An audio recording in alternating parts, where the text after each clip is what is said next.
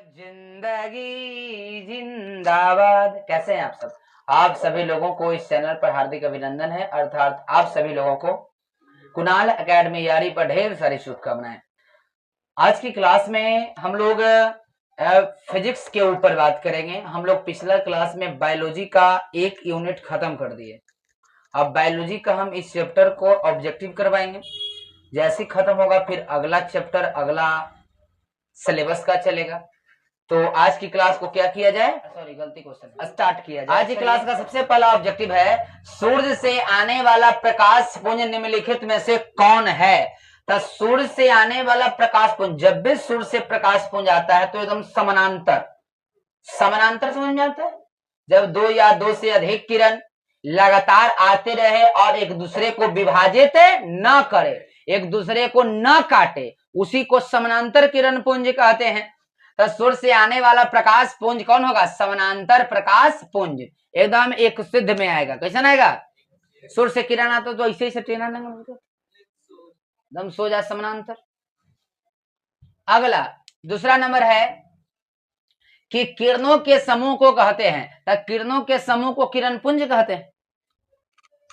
किरणों के समूह को क्या बोलेंगे? किरण पुंज कहते हैं।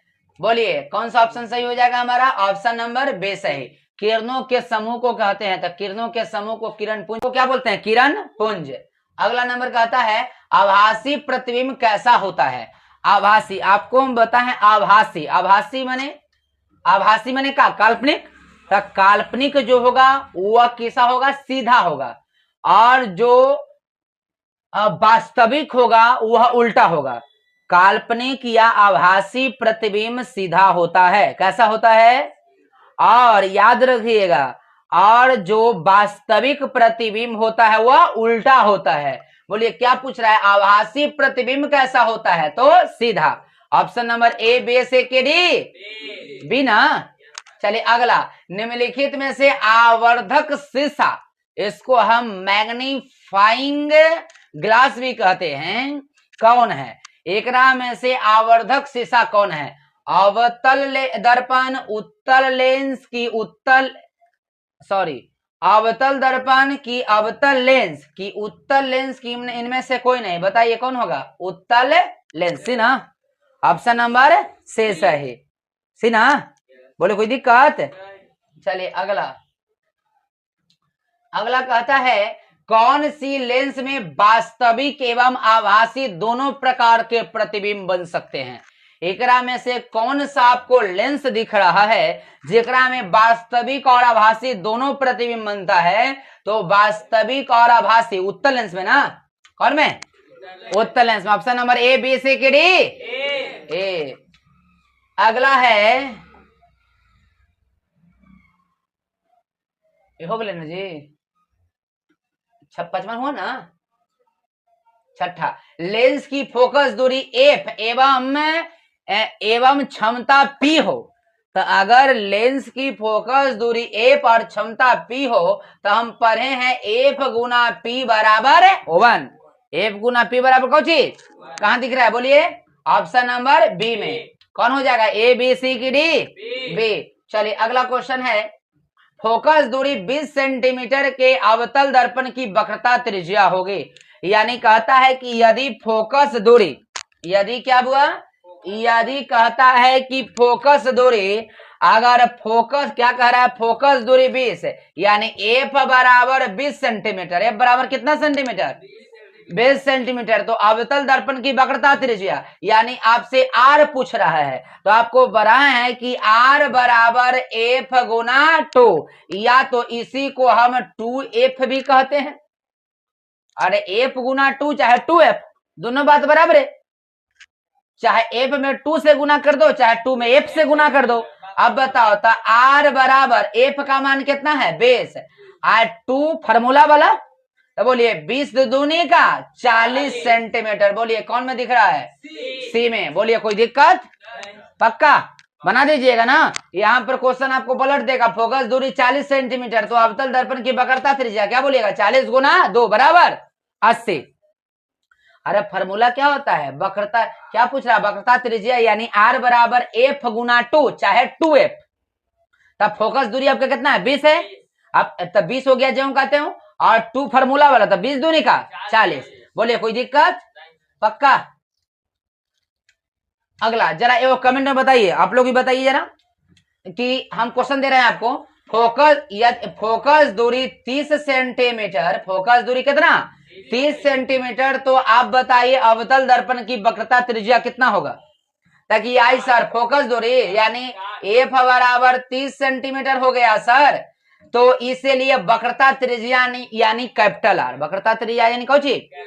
वक्रता त्रिज्या को कैपिटल आर से सूचित किया जाता है, और आर बराबर हम पढ़ते हैं 2f, चाहे एफ गुना 2। बोलिए 2 आर जो कहते हो गया बुआ, 2 जो कहते हो, एफ का मान कितना है 30, बोलिए 30 दूनी का 60 सेंटीमीटर। बोले कोई दिक्कत? पक्का? चलिए अगला में आइए। अब कहता है, अगला सुनिए क्या कह रहा है, कांच की एक समानांतर पट्टी पर, मान लिया जाए वाला समानांतर पट्टी है कांच का। बोले कोई दिक्कत? तो ही कहा कि कांच की एक समानांतर पट्टिका पर श्वेत किरण तिरछी, माने श्वेत किरण में सूर्य का प्रकाश, कौची का प्रकाश एकदम तिरछी एकरा पर पड़ रहा है। कैसे पड़ रहा है? हम तिरछा, समझ में आ रहा है? सूर्य का किरण तिरछा है, तिरछा है ना, तिरछा पड़ रहा है, यहाँ देखो तिरछा पड़ रहा है। आपतित होती है, निम्नलिखित में से कौन प्रथम अपवर्तन के साथ घटित होगा?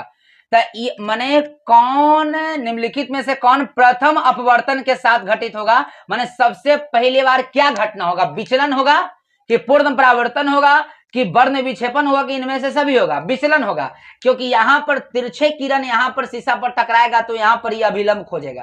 क्या खोजेगा? और अभिलंब, यहाँ पर सूर्य का प्रकाश क्या था? ये हवा में था। हवा कौन सा माध्यम? सघन की विरल? विरल माध्यम। कांच में प्रवेश किया, सघन माध्यम, तो इसका पथ क्या हो जाएगा? बदल जाएगा। अरे हवा जो है वो कौन सा माध्यम है? विरल माध्यम। कांच में प्रवेश कर रहा है, सघन माध्यम। तो एक माध्यम से दूसरे माध्यम में अगर कोई किरण आता है तो उसका पथ क्या हो जाता है? बदल जाता है, और बदलने की घटना को विचलन कहते हैं। क्या बोलते हैं? ऑप्शन नंबर ए, बी, सी की डी? ए। चलिए अगला, अगला कहता है बुआ, उत्तल दर्पण में आवर्धन का महत्तम मान, आपको पता है उत्तल दर्पण में आवर्धन का महत्तम मान, सबसे अधिकतम मान 0 और 1 के बीच में होता है। उत्तल दर्पण में आवर्धन का महत्तम मान 0 और 1 के बीच में होता है। उत्तल दर्पण में आवर्धन का अधिकतम मान 0 और 1 के बीच में होता है। बोले कोई दिक्कत? बताओ एकरा में 2, तो 2 0 1 के बीच में है ना, 1 ये भी ना, ये तो 1 है। बताओ 1/2 माने 1/2 माने कहो जी 0.5 है, लगता है कि ना जी, 0 और 1 के बीच में है ना रे, आधा। तो कौन होगा? ऑप्शन नंबर सी सही। बोलिए बात समझ में आ रहा है? थोड़ा सा बचेगा तो बोलिएगा। चलिए आगे हम बढ़ते हैं। अब किसी वस्तु का अवतल दर्पण द्वारा, क्या कह रहा है? किसी वस्तु का अवतल दर्पण द्वारा, किसी वस्तु का किस दर्पण द्वारा? अवतल दर्पण द्वारा बना प्रतिबिंब आभासी है। अवतल दर्पण के द्वारा बना प्रतिबिंब कैसा है? आभासी। आभासी माने काल्पनिक, काल्पनिक है, सीधा है। अभी बताएं, जो काल्पनिक होगा वो सीधा होगा, वास्तविक होगा वो उल्टा होगा। तो आभासी है तो सीधा है, तथा वस्तु से बड़ा पाया जाता है। तो वस्तु की स्थिति कहां होनी चाहिए ये आपको हम बताए हैं। कह रहा है यदि कोई अवतल दर्पण में, कौन दर्पण में? अवतल दर्पण में। तो अवतल ना है जी, उठा हुआ परावर्तक सतह है, ई वाला अवतल है। ई कौची है? अवतल, परावर्तक सतह धंसा हुआ है। तो यहां से देखो ई कोई दर्पण है, ठीक है। तो वही कह रहा है यदि किसी वस्तु का अवतल दर्पण द्वारा बना प्रतिबिंब आभासी सीधा है तो वस्तु की स्थिति कहां होना चाहिए? तो आप जानते हैं कि यहां पर P हो गया, यहां पर हमारा F होगा, यहां पर हमारा C होगा, और यहां पर हमारा क्या होगा? अनंत होगा। ये वाला क्वेश्चन आपको हम बताए हैं। अब कह रहा है कि कहां पर एकरा में से कहां P पर रखेंगे, कि P और F के बीच में रखेंगे, कि F पर रखेंगे, कि F और C के बीच में रखेंगे, कि C पर रखेंगे, कि C और अनंत के बीच में रहे, कि अनंत पर रखेंगे। वस्तु को कहां पर हम रखेंगे ताकि उसका प्रतिबिंब आभासी बने, सीधा बने और वस्तु से बड़ा बने? कोई दिक्कत? समझ में आया? अब बताइए कहा? वक्रता केंद्र के बाहर से बाहर, वक्रता केंद्र से बाहर मतलब यहां नहीं, फोकस, मुख्य फोकस तथा वक्रता केंद्र के बीच, माने मुख्य फोकस यहाँ और वक्रता केंद्र इसके बीच में रखेंगे तो एकदम नहीं, वक्रता केंद्र पर, वक्रता यहाँ पर, तो यहाँ पर तो बराबर बनता है। दर्पण के ध्रुव माने यहाँ और मुख्य फोकस के बीच माने यहाँ, यस, दर्पण के ध्रुव यानी P और F के बीच में रखेंगे तो वस्तु का प्रतिबिंब आभासी बनेगा, सीधा बनेगा और वस्तु से क्या बनेगा, बड़ा बनेगा। तो बोलिए ऑप्शन नंबर कौन सही हो जाएगा, डी। ई वाला आपको पढ़ाए हैं, जो पढ़े हैं उसके लिए आसान लगेगा, जो नहीं पढ़े हैं उसके लिए भारी डिफिकल्ट लगेगा। आप सोच रहे हैं कि साइंस को हम उकट के खाली पढ़ लें तो वैसे काम चले वाला ना है, ड्रामा वाला साइंस ना है, शॉर्ट में पढ़े वाला साइंस नहीं है। फिजिक्स तुरंते मार के गिरा देगा आपको। अगर आपको हम प्रकाश के किरण आरेख, जब प्रकाश का प्रवर्तन पढ़ा रहे थे तो उसमें आपको किरण आरेख पढ़ाए हैं कि कहां पर कौन वस्तु को रखेंगे तो उसका प्रतिबिंब कहां बनेगा। जो पढ़ा है उसके लिए आसान है, जो नहीं पढ़ा है उसके लिए भारी है। तो कहां रखेंगे बोलिए, दर्पण के ध्रुव और मुख्य फोकस के बीच में, याद रखिएगा। अगला क्वेश्चन कहता है हुआ फोकस दूरी 10 सेंटीमीटर की अवतल दर्पण द्वारा, फोकस दूरी कितना है, 10 सेंटीमीटर, फोकस दूरी कितना, 10 सेंटीमीटर की अवतल दर्पण द्वारा उत्पन्न आवर्धन धनात्मक होगा यदि वस्तु की दूरी का मान, तो यदि वस्तु की दूरी का मान एकरा से कम होगा, एकरा से कम, तो बोलिए ऑप्शन नंबर ए, बी, सी की डी, सी। तो एकरा से कम 10 सेंटीमीटर है तो 10 सेंटीमीटर से कम कहां लिखल है, सी। ऑप्शन नंबर कौन हो जाएगा, सी।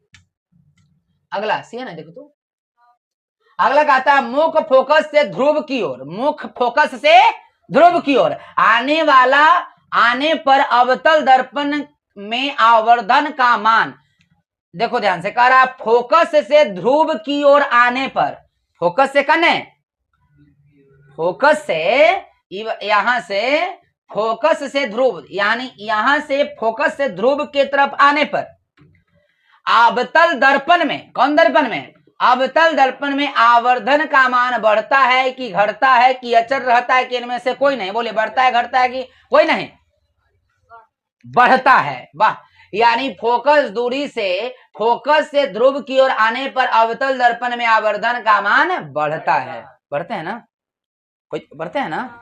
चलिए अगला, कोई दिक्कत तो ऐसे ताका हूं, हमरा शक लगा है तो नहीं पर ऐसे ताका हूं हैं। चला 15 कर दइए। एक अवतल दर्पण के प्रधान अक्ष पर चलती चिट्ठी का प्रतिबिंब सीधा है तथा बढ़ता जा रहा है, चिट्ठी की गति की दिशा होगी।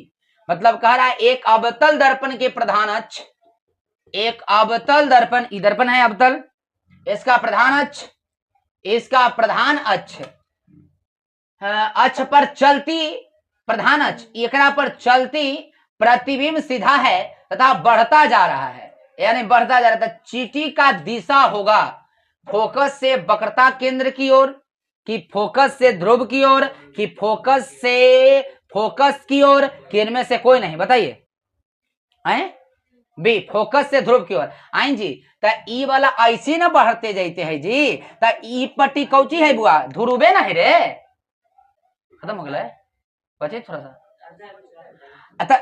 आई जी, तकारा एक अवतल दर्पण के प्रधान अक्ष पर चलती चींटी का प्रतिबिंब सीधा है, माने एकदम सीधा से एकरा पर ई प्रतिबिंब पर चलता जा रहा है, चलता जा रहा है तो बढ़ता जा रहा है, तो चींटी का गति की दिशा, तो ई पट्टी से आगे बढ़ती तो ध्रुवे के पास न पहुंचती जी, तो कौन होते, ऑप्शन नंबर बी, यानी फोकस से ध्रुव की ओर।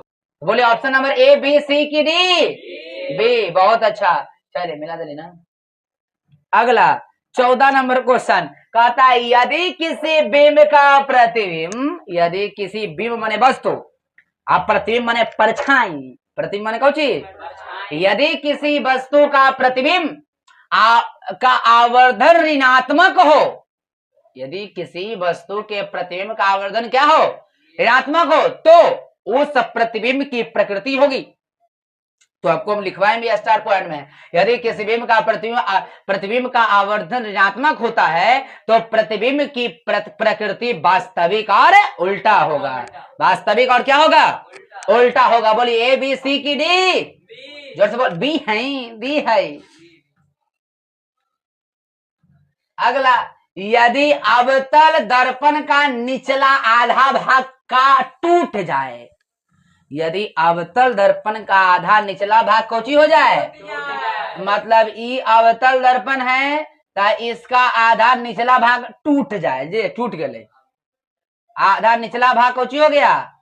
यदि कोई अवतल दर्पण है और उसका निचला आधा भाग कोची हो गया, टूट गया, ये बोला। चलिए, टूट जाए तो प्रतिबिंब, तब प्रतिबिंब सीधा बनेगा, आधा बनेगा, कम तीव्र बनेगा कि इनमें से कोई नहीं, कम तीव्र बनेगा। आधा टूट जाएगा तो प्रतिबिंब की, तो बताइए निचला भाग टूट जाए तो प्रतिबिंब क्या होगा, कम तीव्र बनेगा। कम क्या बनेगा, हाँ जी। मान लिया जाए कि कोई सड़क है, कोई सड़क है और उस सड़क आधा टूट जाए तो गाड़ी तेज चलाएगा कि कम तेज, कम तेज, तीव्र चलाएगा कि कम तीव्र, कम तीव्र, यानी स्पीड को कम कर देगा तो आधा टूट जाएगा तो क्या हो जाएगा, कम तीव्र बनेगा। ऑप्शन नंबर सी सही है। अगला, वायु का निरपेक्ष अपवर्तनांक वास्तव में होता है, तो वायु का निरपेक्ष अपवर्तनांक एक से क्या होता है, ज्यादा होता है, एक से ज्यादा, यानी एक से अधिक। ऑप्शन नंबर बी सही है। अगला कहता है बबू, मैंने बउआ, देखो क्या कहा कन्हैया जी, हाँ 17, निम्नलिखित में से किसका अपवर्तनांक, अगला क्या कहा, निम्नलिखित में से किसका अपवर्तनांक सबसे कम होता है, तो सबसे कम अपवर्तनांक तारपीन, बेंजीन, पानी, केरोसिन, कम अपवर्तनांक किसमें से होगा, पानी का। किसका होगा, वाटर का।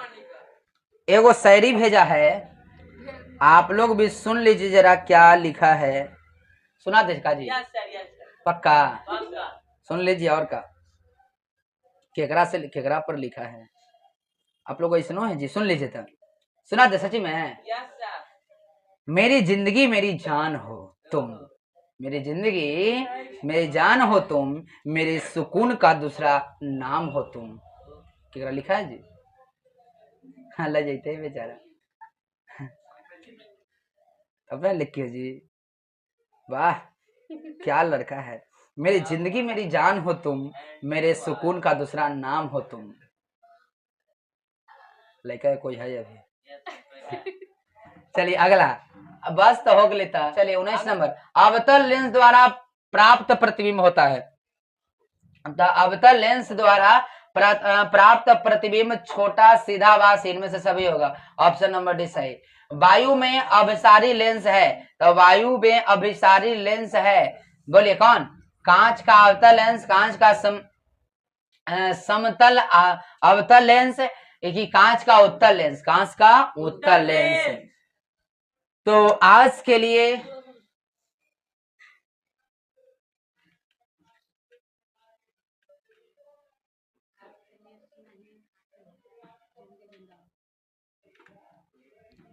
तो चलिए आज के लिए इतना ही रह देते हैं, अब मिलते हैं हम अगले क्लास में। तब तक के लिए एक बार फिर से बोलिए, जिंदगी जिंदाबाद। आप लोग चैनल को जरा सब्सक्राइब कर दीजिए नहीं किए हुए हैं तो, और जो अगर लाइव से जुड़ना चाहते हैं उनके पास चैनल को का लिंक आप भेज दीजिए। और दूसरा बात है कि आप लोग मेहनत से पढ़िए, अच्छा से पढ़िए, क्योंकि उस 3-4 दिन ऑब्जेक्टिव रुका हुआ था, क्योंकि दीपावली था, है ना, दीपावली का छुट्टी था, इसके वजह से 3-4 दिन वीडियो रुका हुआ था। अब वीडियो रेगुलर आपका हो जाएगा। तो चलिए ठीक है, आप सभी लोगों को शुभ रात्रि, जिंदगी जिंदाबाद। एक बार फिर से जय हिंद, जय हिंद।